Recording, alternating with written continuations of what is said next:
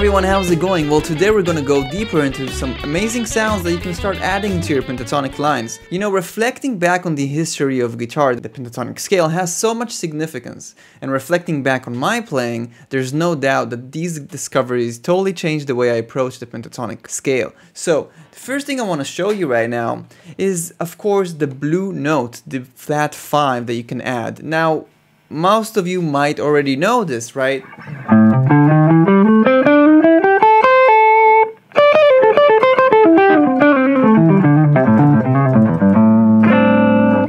This blue note is located a tritone above the root, so if I'm an A tritone above that would be my flat 5. And this is the blue note which happens between the 4 and the 5, and you get this.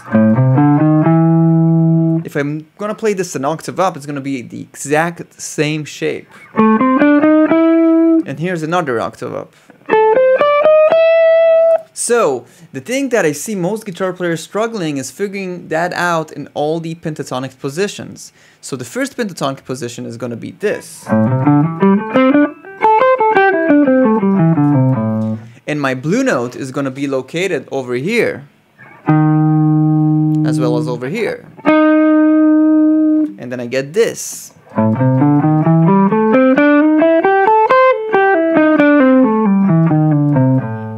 If I go a position back and I see it over there, this is going to be my A minor pentatonic position.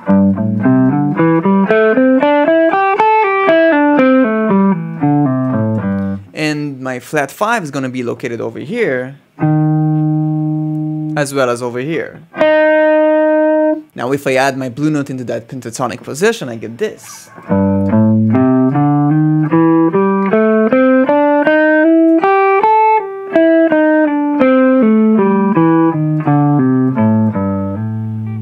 And of course you can do that in any other pentatonic position, for example this one.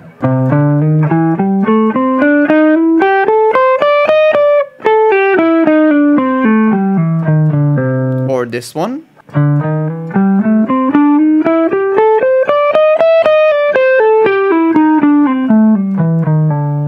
And this one.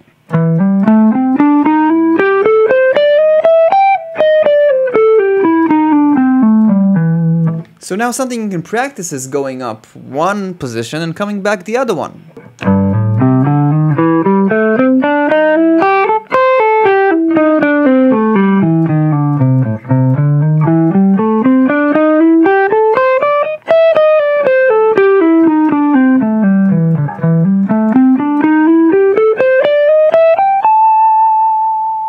You see, and in that way you're starting to create more flow with that flat 5 sound, which will naturally start occurring in your playing later when you're improvising. If you're interested in solidifying your fretboard knowledge and going way deeper into these kind of stuff, as well as the fundamental elements of harmony and melody and guitar, I invite you to click the link below and check out my Galactic Modern Guitar series. So another thing that you can start adding is the 6, as well as the 2 into your pentatonic lines. So here we're kind of like getting into this kind of like Dorian bluesy sound vibe, right? So for example, if I play a phrase like this,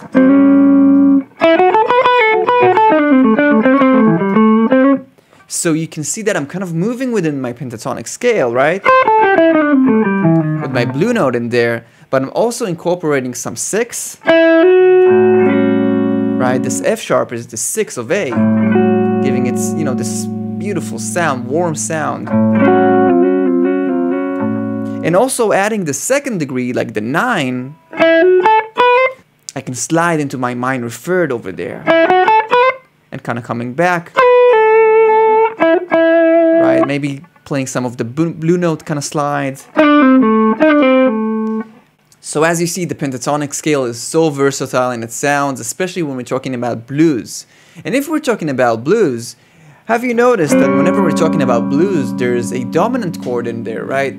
So that dominant chord has a major 3rd. So that means that we can incorporate both a minor 3rd and a major 3rd when playing over dominant chords. And the reason is because dominant chords really like the sound of a sharp 9, which is also the sound of a flat 3rd. But enough theory for now, check that sound out. You see, this is a slide into my major 3rd for my minor third, or you can look at it as an approach note or a sharp 9, many ways to look at it, but we're talking about the sound here.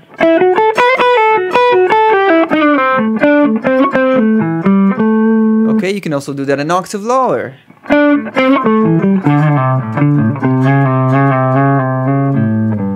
You see that sound. So to sum everything up, you can play all of the different pentatonic positions, all of the 5 pentatonic positions, and start adding those elements into them. So the blue note, that sound of 6,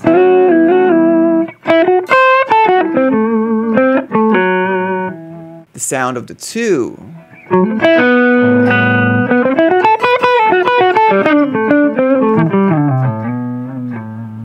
and of course the sound of the major third.